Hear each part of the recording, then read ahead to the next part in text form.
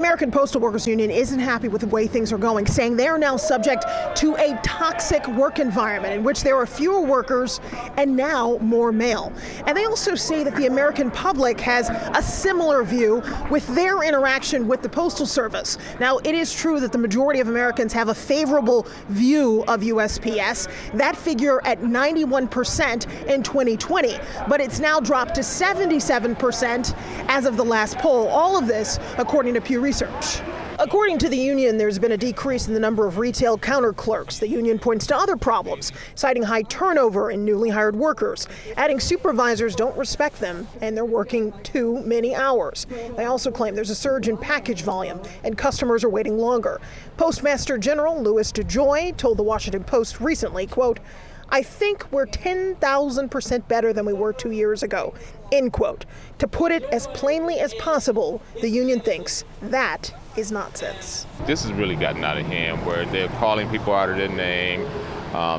They're short-staffing offices. They're making people feel like they don't want to come to work. And in some cases, they're making people feel like they don't even want the job anymore.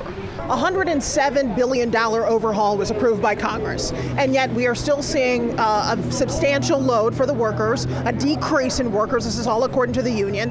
Why shouldn't conditions be better if all this money was funneled into the system? Yeah, I mean, implementation matters. So it's not always about the amount of money, but how we're actually using it and how we're making sure that we're bringing people over. I'll tell you, I've heard that, turnovers are happening probably because of the treatment, probably because people don't understand, like this is a very, very hard job. Human dignity in the workplace is key in making sure we retain people. Isn't there also a question of the mismanagement of money? No, without question. I mean, but the mismanagement of money is our government inefficiency in general, and certainly the Postal Service is maybe the poster child for that, right?